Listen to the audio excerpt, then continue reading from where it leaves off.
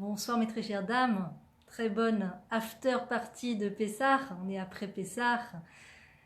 J'ai pas encore mangé de Hametz personnellement, peut-être que vous oui. Et waouh, quelle fête incroyable, quelle fête incroyable, et quel mois incroyable. Il se passe tellement de choses grandioses, de miracles, de miracles. On fête, et on commémore les miracles les plus miraculeux qui a pu se passer dans le monde, l'ouverture de la mer en deux, la mer des joncs. Chaque fois mon mari me reprend, pas la mer rouge, la mer des joncs, Yam Souf. On a traversé la mer des joncs, on a à pied sec, on s'est pas noyé, Dieu nous a ouvert la mer en deux. C'est un mois qui est tellement empreint de foi en le Créateur, tellement Dieu nous permet d'accéder au mois de Nissan, en ce mois de Pessah, à la foi, au fait de croire en lui. C'est des choses que tu vois, que tu vis dans ta chair, et après tu ne peux plus faire autrement que de croire en Dieu. Tu ne peux plus faire autrement, c'est une évidence. Ça s'impose comme une évidence. Il y a des choses comme ça dans la vie des êtres humains, dans la vie d'une personne, qu'elle va vivre des moments comme ça très forts, où elle voit de ses propres yeux des choses grandioses et miraculeuses. Elle voit la main du Créateur, et des fois, il y en a qui appellent ça la main du Créateur, il y en a qui n'osent pas mettre ce mot sur cela, de peur de passer pour quelqu'un de bizarre, mais c'est vraiment ça, c'est la main du Créateur, c'est la main de Dieu qui vient et qui ouvre la mer en deux et qui te sauve dans ta vie à plusieurs reprises. Combien de fois on a été sauvé? Quand dans l'Amida on dit Modim anachnular, on te remercie mon Dieu de nous avoir sauvés des terribles maladies, des choses terribles, enfin je ne sais pas c'est quoi exactement, mais on remercie le Créateur de nous avoir sauvés de plein de choses. On ne se rend pas compte le nombre de choses, le nombre de situations dans lesquelles, si le Créateur n'avait pas agi pour nous avec son bras puissant, mais on ne serait même pas là à parler, à papoter autour d'une petite vidéo, on ne serait même pas là à parler, d'accord? On n'aurait même pas la force morale, la force physique pour ouvrir la bouche et parler. Hachem sefatai tiftar ufi agit eilatera, comme on dit avant de commencer la Hamida. Quand on commence la Hamida, on demande à Dieu de nous aider à ouvrir la bouche pour dire des louanges, pour le louer, ne serait-ce que pour ouvrir la bouche et parler. Tout ça, c'est quoi? C'est un cadeau de Dieu, c'est un cadeau du Créateur. On ne parle pas comme ça. C'est pas le résultat de la science, de la composition, de l'être qui fait que tu ouvres la bouche et tu peux parler. S'il n'y avait pas Dieu derrière, on ne serait pas capable de prononcer deux mots l'un devant l'autre, de mettre un pied l'un devant l'autre, de cuisiner, les choses les plus simples. Tout ça, c'est la volonté du Créateur. Tout ça, c'est la volonté du Créateur. Et quand on se renforce dans ces choses-là, on se renforce dans l'amour du Créateur. Et quand on se renforce dans l'amour du Créateur, on ne se sent plus jamais seul. On se sent toujours accompagné. Et quel accompagnement? Pas juste un accompagnement dont il est dit il vaut mieux être seul que mal accompagné. Un accompagnement solide, du solide. Un accompagnement que tu te sens vraiment aidé, tu te sens vraiment soutenu, tu sens vraiment qu'il y a quelqu'un qui est là et qui te soutient. Moi, je connais des personnes, toute leur vie, c'était des cordons bleus, elles savaient cuisiner, incroyable, et toujours, tout le monde, elles avaient une comment dire, elles étaient connues pour être des bonnes cuisinières. Enfin, je connais un cas comme ça, quelqu'un qui sait très bien cuisiner, oh, comme elle sait bien cuisiner, oh là là, et elle fait des plats vraiment extraordinaires, et quand on va chez elle, c'est succulent et tout. Et du jour au lendemain, elle se lève, et elle ne sait plus cuisiner. Du jour au lendemain, elle se lève, bon, elle a passé une maladie neurologique, etc., mais elle ne sait plus cuisiner. Donc tu vois vraiment que c'est la main du Créateur, même quand une personne sait faire une recette, réussit à réaliser une recette, d'accord? Même les plus simples, c'est la main du Créateur. Quand on arrive à se lever le matin, c'est la main du Créateur, c'est la bonté du Créateur qui est là. Et on ne le dit pas toujours. On est toujours là, souvent des fois, à dire je remercie machin pour m'avoir soutenu, je remercie telle personne pour m'avoir envoyé des big bisous, je remercie machin pour m'avoir supporté. Et l'essentiel, celui qui te donne la respiration, qui te donne tout, tu peux avoir 1 milliard de personnes autour de toi qui te soutiennent, 1 milliard d'êtres humains. Si t'as pas le Créateur qui te sponsorise derrière, qui te soutient derrière, Je veux pas savoir à quoi ça ressemble, hein. Ça ressemble à une loque, on ressemble à des loques, on ressemblerait à des loques, si on n'avait pas le Créateur qui serait derrière, en train de nous soutenir. Et ça, le mois de Nissan, c'est le mois où on se renforce dans Bitachon et Emouna. Bitachon et Emouna, c'est la foi en le Créateur et le fait de s'appuyer sur le Créateur. C'est deux choses qui se ressemblent, mais qui sont différentes et complémentaires. La foi, c'est le fait, donc Emouna, c'est le fait de croire en Dieu, c'est le fait de croire en l'existence de Dieu, d'accord? Il y a plusieurs moyens pour se renforcer sur la croyance en Dieu. D'abord, le meilleur pour avoir des enfants qui croient en Dieu, c'est de se tremper au mikvé. C'est quand la femme,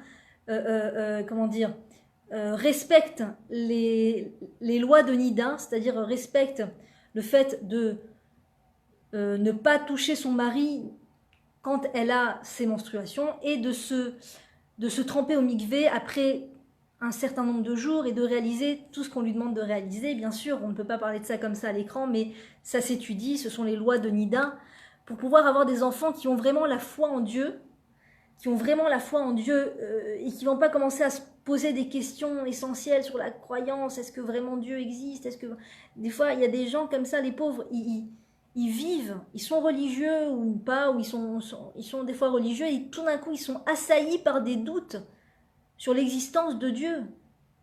Religieux, pas religieux, tout d'un coup, des doutes qui viennent les assaillir sur l'existence de Dieu. Donc il faut, la meilleure prévention, c'est pour la femme de se tremper au mikvé, et ainsi ses enfants auront une foi solide en Dieu. On n'aura pas besoin de leur expliquer, voilà, Dieu existe, car ça et ça et ça. Maintenant, si on a des doutes sur l'existence de Dieu, on peut et on doit, et c'est un devoir pour nous de nous renforcer dessus. C'est un devoir pour nous d'étudier la Emouna, d'étudier la foi en le Créateur, le fait que le Créateur existe vraiment. Et il y a pas mal de livres qui proposent cela. Vous pouvez aller dans des librairies juives, par exemple, il y a le livre Le traité du devoir des cœurs, qui est traduit donc en français. Il y a 2 tomes, et tout le premier chapitre traite de l'existence du Créateur, prouve l'existence du Créateur. Je crois que le livre Le Sentier de le Messilat Yesharim, comme on dit en français, le livre du Ramchal qui s'appelle le Messilat Yesharim, je ne sais pas comment on dit en français. Celui-là aussi traite, me semble-t-il, de l'existence de Dieu dans ses premiers chapitres. Et il y a pas mal de livres aujourd'hui, même très modernes, sur la révolution du Rav Zamir Cohen, plein de livres comme ça qui expliquent vraiment scientifiquement et de toutes les preuves possibles l'existence de Dieu avec une conception de Dieu qui est juste, qui est vraie, parce qu'il y a des conceptions de Dieu qui sont idolâtres et qu'on ne doit pas, en quelles on ne doit pas croire, on ne doit pas même pas se renseigner sur ces façons de croire qui sont des façons non juives de voir le Créateur, des façons non juives de voir Dieu. C'est une façon idolâtre de voir le Créateur, et c'est une faute. Un juif, toute personne au monde ne doit pas croire en le fait qu'il y a autre chose que le Créateur, d'autres personnages qui ont la puissance divine ou qui agissent comme le Créateur. Il n'y a que le Créateur qui agit comme ça. Donc voilà, avec une conception juste, c'est-à-dire une conception juive, une conception toranique de l'existence du Créateur. C'est très important de se renforcer dans ça en tant qu'être humain. D'accord? Et le bitachon, c'est quoi? Donc ça, c'est la Emouna, c'est la croyance, enfin la foi en l'existence de Dieu. Et bitachon, c'est le fait de s'appuyer sur Dieu dans les différentes situations dans la vie. D'accord? Combien de situations dans notre vie on a l'occasion et la possibilité de pouvoir s'appuyer sur Dieu, et on ne le fait pas toujours parce que on peut être habitué à entendre des façons de penser qui nous empêchent de nous appuyer sur Dieu, comme par exemple la parnassa, d'accord, l'argent, tout le côté financier. Tout le côté financier, il faut savoir qu'il y a un côté très terre-à-terre chez les êtres humains qui vont être de dire plus tu travailles, plus tu gagnes de l'argent, d'accord, plus tu transpires, tu transpires au travail, plus tu passes d'heures au travail devant ton ordinateur, etc., plus tu as des chances de gagner de l'argent. Plus la femme va sortir de chez elle, plus le salaire entre elle, avec elle et son mari, va être élevé. Et en fait, c'est totalement faux. C'est une vision des choses totalement faux. Bien qu'il est question de ishtadlout, c'est-à-dire de faire sa part des choses. C'est pas parce qu'on va passer tout notre temps maintenant, un maximum d'heures à travailler, qu'on va forcément gagner plus. Combien de personnes j'ai entendu qui racontaient qu'elles ont travaillé beaucoup plus d'heures qu'elles ne le devaient, d'accord? Elles se sont données à fond pendant un mois, elles n'étaient presque pas à la maison, avec des enfants, sans enfants, presque pas à la maison, elles travaillaient énormément, et elles se sont rendues compte qu'au final, à la fin du mois, elles ont gagné moins que certains mois où elles avaient travaillé moins. J'ai même entendu une fois une discussion entre deux mères de famille, c'était juste à l'entrée des vacances, des grandes vacances, juste avant les grandes vacances. Je les entendais parler devant elles étaient derrière la caisse, comme ça j'avais acheté des choses dans un supermarché, elles étaient derrière la caisse et elles parlaient entre elles, et il y en a une qui dit, tu te rends compte, voilà, c'est les grandes vacances qui vont commencer, et tu te rends compte, j'ai fait le compte de ce que j'allais gagner ce mois-ci en travaillant, et comme il faut laisser les enfants dans des centres aérés, puisque c'est les grandes vacances et qu'il n'y a plus d'école, les centres aérés me coûtant tant par enfant, donc elle commence à décrire le prix et combien ça va lui coûter par enfant, le centre aéré et tout ça, et combien elle va gagner. Elle dit, au final, je me retrouve avec, il me manque de l'argent, il va me manquer de l'argent, avec tout ce que je vais travailler pendant les grandes vacances, il va me manquer de l'argent pour payer les centres aérés. Et la deuxième mère qui l'entend, qui dit, mais c'est pareil pour moi, j'ai fait le compte. Ce mois-ci, si je travaille toutes les heures et tout ça, avec les centres aérés, avec ça, eh ben, je finis même pas le mois. Et tu te dis, c'est de la folie. C'est de la folie. Comment des fois on peut rentrer, on peut se tromper de chemin en fait. Des fois on peut se tromper de chemin, de chemin. On se trompe complètement.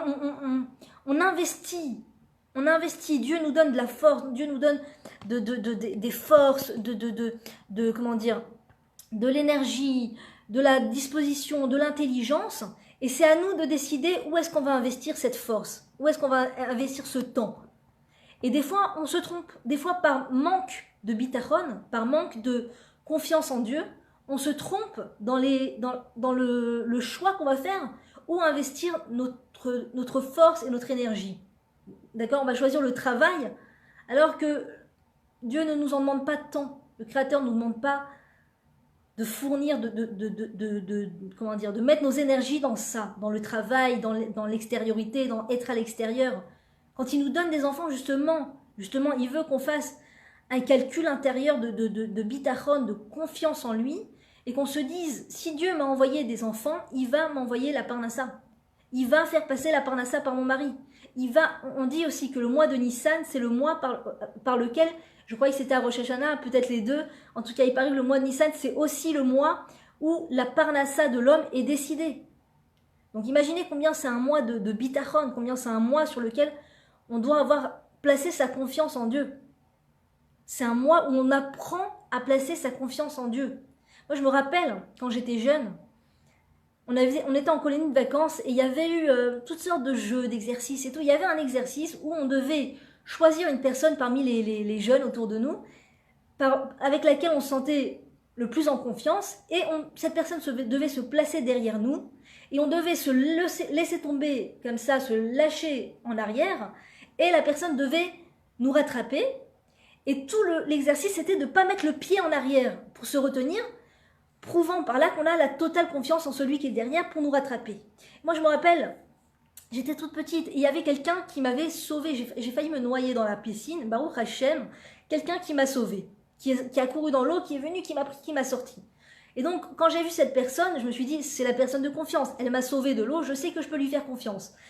Cette personne s'est mise derrière moi et j'essayais de me laisser tomber en arrière, et malgré tout, malgré le fait que j'avais vécu dans ma chair que cette personne m'avait sauvée, je n'arrivais pas à me laisser tomber en arrière sans mettre le pied derrière. Et on me répétait, mais Livia, faut pas mettre le pied, j'étais petite. Mais Livia, mais j'ai compris, mais je n'arrive pas. Je n'arrive pas à faire ce lâcher prise de pas mettre le pied. Je n'arrive pas. Et tout ça, en fait, je me rends compte que la vie, c'est un exercice de bitachon.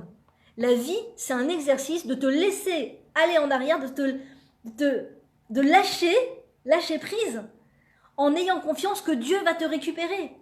Et combien on sait que Dieu, les avdil de cette personne de chair, de chair et de sang, à qui je remercie énormément, je ne sais pas comment elle s'appelle cette personne, mais qui m'a sauvée, elle m'a sauvée une fois, d'accord? Le Créateur, il nous sauve, il nous a sauvés, mais indéfiniment. Il nous sauve en permanence, tous les jours de notre vie. Il nous sauve de l'asphyxie, il nous sauve je sais pas moi, on pourrait ne pas réussir à aller aux toilettes, on dit qu'un chassid doit prier, une personne pieuse, doit prier le Créateur pour réussir à aller aux toilettes. Imagine, c'est pas une évidence, c'est pas évident. Nous, on vit ça comme évident. On croit qu'aller aux toilettes, pardon pour vous, pardon si vous mangez ou quoi, on croit qu'aller aux toilettes, c'est une chose évidente. Même ça, c'est pas évident. Même quand on a réussi à aller aux toilettes, il faut comprendre qu'il s'est passé là un miracle, qu'il y a eu un miracle. Et tout est comme ça. Et Dieu, en permanence, nous prouve qu'on peut s'appuyer sur lui. Et nous, on a une tendance à se réfréner, de se laisser aller vers Dieu et de compter sur lui. De compter sur lui. On a une envie comme ça de gérer tout, de courir après le fait de gérer tout, de gérer les choses, de gérer son mari, de gérer ses enfants, de gérer les gens autour, de gérer la situation. Et en vérité, Dieu nous dit, ma chérie, aie confiance. Aie confiance. Je te sponsorise. Je suis ton sponsor. Aie confiance. Aie confiance. N'aie pas peur, n'aie pas honte de faire ma volonté. Quand tu apprends une halakha, quand tu apprends une loi, n'aie pas honte de la mettre en pratique. Que ce soit une loi de pudeur, que ce soit une loi de cacheroute, que ce soit une loi sur le fait de ne pas médire. On apprend des nouvelles lois et on se retrouve comme un test. On se retrouve dans des situations où tout d'un coup, notre imaginaire va nous faire peur. Non, si tu n'écoutes pas les gens dire du Lachon Hara, là, ils vont te mépriser, ils vont se moquer de toi. Mais en vérité, c'est tout le contraire. C'est tout le contraire. Quand tu n'acceptes pas la médisance des autres et que tu ne médis pas en retour, les gens, tout d'un coup, sont outrés, choqués dans le bon sens du terme. Ils sont émerveillés, pleins ils ressentent, comment dire, de l'honneur pour une personne qui ne médit pas et qui n'accepte pas la médisance. Ils ressentent intérieurement, waouh, waouh. Parce que quand on est habitué à médire et à être avec des gens qui médisent ou qui acceptent notre médisance ou qui marchent dans notre médisance, donc on est habitué aux gens qui sont d'accord pour médire, d'accord? Donc c'est une habitude. Mais des gens qui ne sont pas d'accord à médire et qui ne sont pas d'accord à entendre la médisance, c'est plus rare. C'est plus rare, en espérant que ce soit de moins en moins rare, mais c'est plus rare. Donc quand les gens se trouvent face à quelqu'un qui n'accepte pas la médisance, ça les fait réfléchir à deux fois. Et les gens ne méprisent pas les gens qui décident de ne pas médire et de ne pas écouter la médisance. C'est le contraire, ils ont de l'honneur pour une personne comme ça. Et donc nous, notre imaginaire va nous faire croire, ouais, ok, t'as appris la halakha, mais tant que t'es pas face à des gens ou avec des gens qui réalisent complètement le fait de ne pas médire, tu ne pourras jamais mettre en pratique ces lois. Mais pas du tout, au contraire. Justement, Dieu m'apprend la loi de médisance, de ne pas médire, et ensuite il va me mettre avec des gens justement qui médisent, justement qui ont l'habitude de médire, pour justement voir si j'ai les capacités, la force intérieure de m'appuyer sur lui. Est-ce que j'ai le bitachon intérieur envers Dieu? Je n'ai pas peur, mon Dieu, d'être la risée des gens. Je n'ai pas peur, mon Dieu, d'être dévisagé et par les gens, alors parce que je veux mettre une loi en pratique aussi importante que le fait de ne pas médire. Et quand tu réalises ça, tu vois les miracles devant toi. Tu vois les miracles devant toi. Je ne sais pas si je vous ai raconté cette histoire, je crois que je l'ai déjà raconté une fois. J'étais à table et des gens médisaient sur une personne. Et j'ai décidé de ne pas écouter, donc j'ai complètement baissé les yeux, j'ai complètement tourné le visage, ils ont compris. Et donc ils ont commencé à se reprendre un peu. Quelques jours plus tard, je suis dans un endroit et quelqu'un me dit « Telle personne m'a appelé, la personne sur qui les gens médisaient. Telle personne m'a appelé et m'a dit « Oh là là, Livia c'est une tzadékette. Je ne sais pas, moi elle a dit des choses alors que je ne connais pas cette personne, alors que je ne la côtoie pas, alors que je ne suis pas en contact avec cette personne. Je n'ai pas reçu la médisance qu'on disait sur elle dans la semaine. Quelques jours après, elle appelle pour faire passer le message qu'elle trouvait que j'étais une sadéquette. Bon, bref, c'est incroyable parce que c'était tellement flagrant, que c'était lié avec le fait que je m'étais retenue de médire sur elle et que je m'étais retenue de recevoir la médisance sur elle. Et dans la semaine, elle a appelé pour dire voilà, qu'elle m'appréciait, etc. Bon, bref, c'était vraiment incroyable. C'était vraiment incroyable. Et ça, c'est vraiment la main d'Hachem. C'est vraiment la main d'Hachem. Quand on fait des choses qui nous demandent un effort pour réaliser la loi, on voit des miracles devant nos yeux. On voit des miracles. Que ce soit la pudeur, par exemple. La pudeur, ça demande tellement d'efforts. La pudeur, quand on est dans un milieu, en général, on est dans un milieu qui n'encourage pas la pudeur. D'accord? Que si on va aller dans le sens de la pudeur, on ne va pas forcément recevoir des encouragements et peut-être même le contraire. Eh bien, ça demande un grand courage. Ça demande un grand courage. Et ce courage, il est rémunéré, je vous assure, rémunéré mais à l'infini. À l'infini. On ne s'imagine pas à quel point on reçoit dans notre vie la bénédiction, la bracha, quand on décide d'être pudique, malgré tout, et de se renforcer dans la pudeur, malgré tout, malgré l'entourage, malgré l'ambiance, malgré tous les gens autour. C'est un truc de dingue. Ils ont fait dernièrement une émission sur une petite jeune fille, adolescente, 12-13 ans, qui est dans une école pas du tout religieuse et qui a décidé, comme ça, du jour au lendemain, elle a peut-être vu des cours de Torah sur Internet, je ne sais pas, elle a décidé du jour au lendemain de faire tchouva. Une petite jeune adolescente de faire tchouva. Et elle s'habille comme une orthodoxe dans son école non religieuse et elle fait partie d'une troupe de danse. Et elle a annoncé, maintenant ça fait des années qu'ils s'entraînent, des années qui, tous les ans, il y a le spectacle annuel devant tout un public homme-femme mixte. Et bien sûr, une femme juive n'a pas le droit de danser devant des hommes. Donc, elle a appris cette loi et elle s'est retrouvée face à cette épreuve extrêmement lourde, d'accord, dans le sens que ça demande vraiment un effort de courage, de devoir annoncer à toutes les copines, à toutes les petites copines avec elle, à sa maîtresse, à tous les gens avec qui elle devait participer à ce spectacle, qu'elle ne pouvait pas danser devant des hommes. Ça a été une épreuve, ce qui lui a demandé énormément de courage, et elle l'a fait. Elle leur a dit. Et elle raconte ça devant la caméra, et puis il y a toutes ses copines autour. Et elle dit, j'ai eu tellement peur de leur annoncer, je ne savais pas ce qui allait se passer, mais je savais que c'était la loi, je savais que c'était ce que Hachem attendait de moi, alors je leur ai dit, je leur ai annoncé. Et toutes ces petites copines sont là autour, et elles viennent, elles la prennent dans ses bras, elles lui font un grand câlin, et tout le monde l'embrasse et tout, et elles lui disent, mais on t'a trouvé trop courageuse quand tu nous as dit ça. On était choqués de voir ton courage et comment tu vas jusqu'au bout de ce en quoi tu crois et tout. Et elle raconte les larmes aux yeux comme ça. Elle dit c'était tellement difficile de leur annoncer et en fait ça s'est passé pas du tout comme j'aurais imaginé. Tout le monde m'a pris dans les bras, tout le monde m'a soutenue, toutes mes copines m'ont dit ouah t'es courageuse. Et du coup je crois si je me trompe pas qu'ils ont décidé de faire ça, de faire le spectacle devant un public de femmes uniquement. Et en tout cas, ce qui est presque sûr aussi, il devait apparaître le Shabbat. Et elle leur a dit, bien sûr, maintenant, je garde le Shabbat. Donc le Shabbat, je ne peux pas danser, je ne peux pas me rendre dans un endroit, je ne peux pas... Voilà, il y a plein de choses qu'on ne peut pas faire le Shabbat. Baruch Hashem, Dieu merci, quel cadeau le Shabbat, quel cadeau. Et donc, elle leur a dit ça. Et donc, le spectacle n'a ni lieu le Shabbat, ni lieu devant des hommes. Toute cette révolution, toute cette prise de conscience grâce à une petite jeune fille qui a eu le courage, bitachon en Hachem, qui a eu le courage de s'appuyer sur la loi de Dieu, qui a eu le courage d'aller jusqu'au bout avec la loi et de ne pas reculer en arrière, de ne pas avoir honte, de ne pas commencer à s'inquiéter, mais qu'est-ce qu'on va dire de moi et je ne vais plus avoir... Vous savez, le Yetzer Hara et le mot, l'imaginaire, il crée des scénarios dans la tête, mais des fois les gens, ils ont leur cœur en palpite. Ils ont des palpitations du cœur tellement leur imaginaire leur fait des tours, leur joue des tours.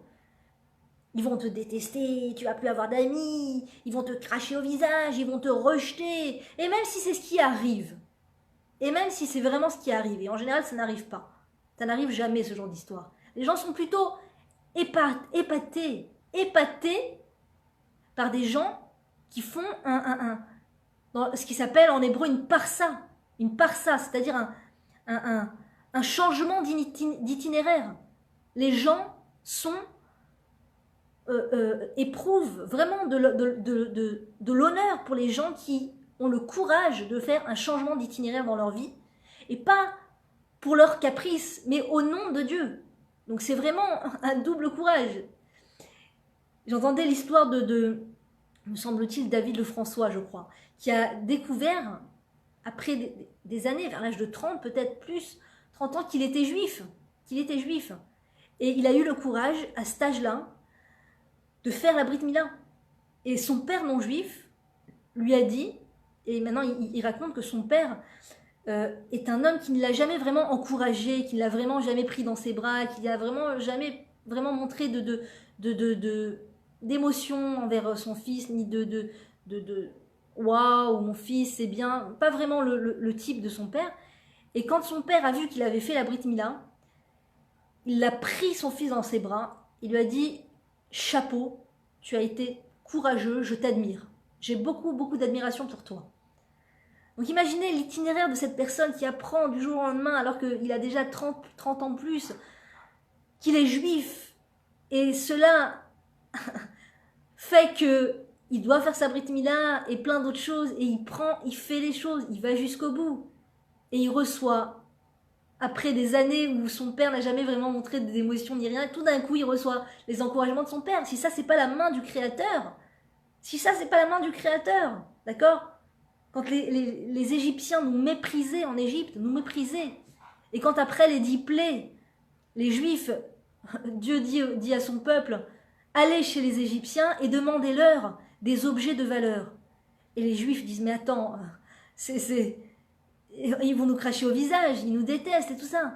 Et Dieu répète, n'ayez pas peur, n'ayez pas crainte, allez, ouvrez la porte et vous allez voir. Et Dieu met dans le cœur des Égyptiens que tout d'un coup, ils adorent les Juifs. Et ils ont envie de leur prêter des objets précieux. C'est fou, tu te dis, mais une personne qui te haït pendant des années et qui te montre de l'amertume, de la haine et tout, même ça, Dieu, il peut mettre dans son cœur tout d'un coup de l'amour pour toi. C'est possible. Et ça vient de Dieu, ça vient d'Hachem. Ça vient de rien d'autre, parce qu'il y a toutes sortes de philosophies, que si tu te travailles sur toi, que si tu fais un changement dans ta conception de la vision des choses, tu vas voir que les gens vont changer à ton contact et tout. C'est pas dans ça, c'est pas dans la philosophie que ça a sa naissance. C'est uniquement dans la volonté du Créateur. Si le Créateur a décidé que des gens vont t'admirer, des gens vont t'admirer. Si Dieu a décidé que des gens vont te cracher au visage, des gens vont te cracher au visage. Comme David Améler, qui est le roi, qui est le bien-aimé de Dieu, qui marche dans la rue. Et on lui crache au visage. Et là, son serviteur, celui qui est là près de lui dit, mais comment ce chien ose vous cracher au visage? Je vais lui régler son compte. Et David Améler, qui est plein de foi et de confiance en Dieu, lui dit, ne parle pas comme ça. Quel rapport entre ce que tu dis, ces paroles, et moi? Ça n'a rien à voir. Si cet homme m'a craché au visage, si cet homme m'a insulté dans la rue, malgré que je sois le roi d'Israël, c'est parce que Dieu lui a mis dans la tête de m'insulter. C'est Dieu qui lui a dit de m'insulter. On ne va pas lui régler son compte comme ça. C'est Dieu qui lui a dit de m'insulter. Et ça, c'est vraiment un enseignement de foi puissant. Un enseignement de foi puissant. Et justement, des fois, on est plein d'orgueil. On a de l'orgueil intérieurement, plein ou peu, mais en tout cas, il y a de l'orgueil intérieurement.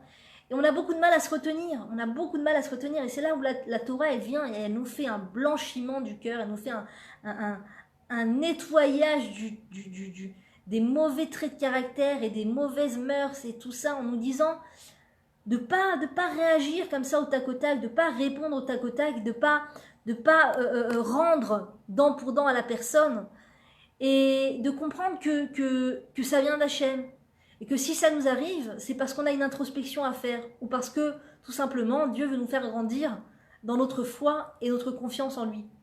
Encore une fois, s'il s'agit du couple et qu'il y a de la violence physique dans le couple, à ce moment-là il faut agir. Bien sûr qu'il faut courir chez un rave, en parler et faire évoluer cette situation, parce que ça n'a pas lieu d'être, bien sûr. Mais ce que je veux dire, c'est que quand on rencontre des gens lambda, des gens dans la rue, des gens autour de nous, de la famille proche, peu importe, des gens qui nous donnent le sentiment de nous rabaisser, de nous faire tout petits, eh bien, il faut savoir que Dieu est en train de nous laver, de nous nettoyer, comme une maman qui donne le bain à son bébé. Des fois, on donne le bain à notre bébé, et le bébé est content, il est content qu'on le savonne, il est content qu'on lui lave les cheveux. Et puis des fois, il y a des bébés qui veulent pas, qui veulent pas, qui sont pas d'accord, qui veulent pas qu'on les lave, qui veulent pas tout ça. Et nous, quand on est lavé par Dieu, on doit laisser Dieu nous laver. On doit avoir la confiance que Dieu est en train de nous laver et le laisser nous nettoyer. Quand quelqu'un nous insulte, quand quelqu'un nous atteint moralement, quand quelqu'un... Je ne dis pas que ça veut dire qu'il faut retourner au front, qu'il faut se remettre au contact de la personne pour qu'elle continue de nous faire du mal. Non, il faut se protéger, bien sûr, bien sûr. Mais la question est dans ma réaction. Comment je vais réagir?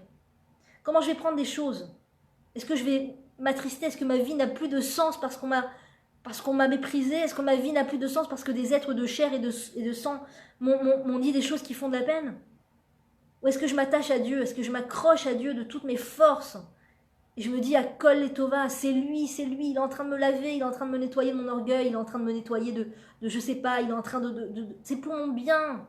C'est pour mon bien, je ne comprends pas tout exactement. Le Rav Yigal Cohen témoigne énormément que chaque fois qu'il s'est fait insulter par des gens, ou crier dessus, ou malmener, ou quoi que ce soit par des gens, après... Il dit toujours, j'ai décollé. Chaque fois, je me suis fait écraser par quelqu'un. Le lendemain, quelques jours plus tard, Dieu m'a fait décoller. Décoller. Il dit, attachez votre ceinture, parce qu'après, vous êtes fait écraser par quelqu'un, vous allez décoller. Décoller.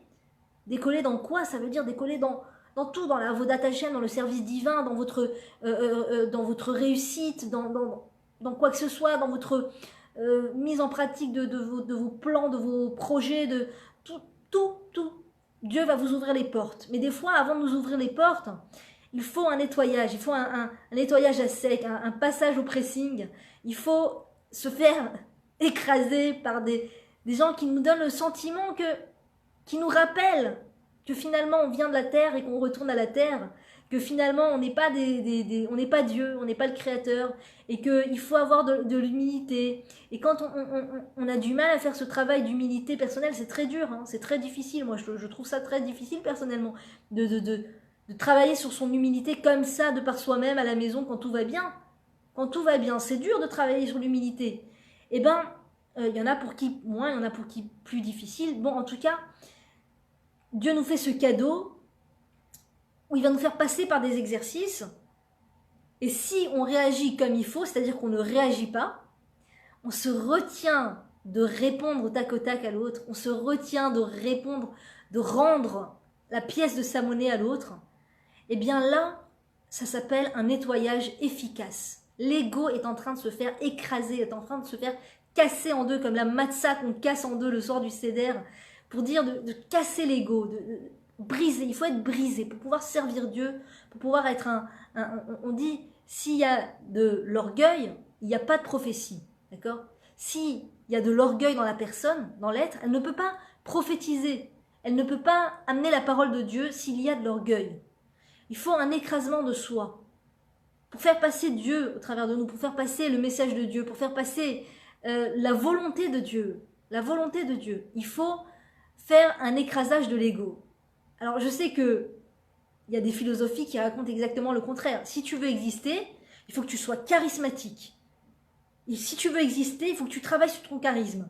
Si tu veux exister, il faut que tu écrases les gens autour de toi. Il faut que tu donnes des coups de coude sans cesse, sans arrêt, pour montrer qui est le plus fort. C'est la loi de la jungle, la loi du plus fort. Toutes ces phrases-là, toutes ces philosophies nous enlèvent complètement notre aptitude à garder le silence quand c'est le moment de garder le silence.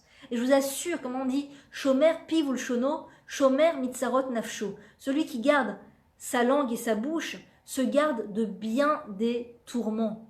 De bien des tourments. Quand on répond du tac au tac à l'autre, sous les coups du nerf, sous les coups de l'orgueil, sous les coups de je vais lui montrer qu'il y a mon sang qui a fait qu'un tour et il fallait que je lui réponde et je lui ai répondu tout ce que j'avais à l'esprit et des fois on répond pas mais après on se dit j'aurais dû lui répondre, j'aurais dû non, t'as très bien fait de pas lui répondre. T'as très bien fait. C'est exactement la meilleure réponse que tu pouvais lui donner quand la personne t'a énervé ou t'a dérangé. C'est justement de se taire. Il n'y a pas de plus grande capara, il n'y a pas de plus grand nettoyage pour l'être, pour l'égoïsme, pour l'orgueil, pour se rapprocher de Dieu, que de se taire sur ce moment, sur le moment. Maintenant, s'il s'agit du couple, on ne doit pas se taire à jamais, se taire à vie. Il faut se taire sur le moment pour apprendre le nettoyage de l'ego, le nettoyage de l'orgueil, d'accord? Donc là, je suis en train de passer l'exercice de nettoyage de Dieu, mais après, il faut avoir une discussion avec le mari. On ne peut pas rester sans arrêt dans cet état de je me tais et je subis, parce qu'après, ça ressort. Parce qu'après, ou c'est la cassure que Dieu préserve, la cassure définitive que Dieu préserve, et on ne veut pas de ça. Ou alors c'est l'amertume indéfinie. D'accord? Et donc le mari en prend plein la tête par petites doses tous les jours. Donc on ne veut pas de ça. On veut justement qu'il y ait une discussion fluente entre l'homme et la femme. Donc si la femme a été touchée, a été blessée, viendra le moment, pas de la vengeance, l'otincom, tu ne te vengeras pas de la vengeance. Viendra le moment de l'explication. Viendra le moment de l'explication. Il y a un moment où il faut s'expliquer. Donc quand on vient s'expliquer, c'est sans les nerfs, sans le Yetzerara, sans le mauvais penchant. Tant qu'on est avec les nerfs, c'est qu'on est dans le mauvais penchant. Tant qu'on est dans les nerfs, dans la colère, c'est qu'on est dans l'orgueil. Et ça, c'est pas constructif. Il n'y a pas de construction dans l'orgueil. Il n'y a pas. Dieu dit c'est ou l'orgueilleux ou moi. S'il y a de l'orgueil qui réside, je ne peux pas résider. Là où l'orgueil réside, je ne peux pas résider. Donc voilà, combien c'est important au sein du couple de nettoyer cet orgueil et de comprendre que tous les exercices qu'Hachem nous envoie, c'est uniquement pour notre bien. On ne comprend pas forcément la profondeur, mais il y a toujours une bonne retombée. Bezrat Hachem.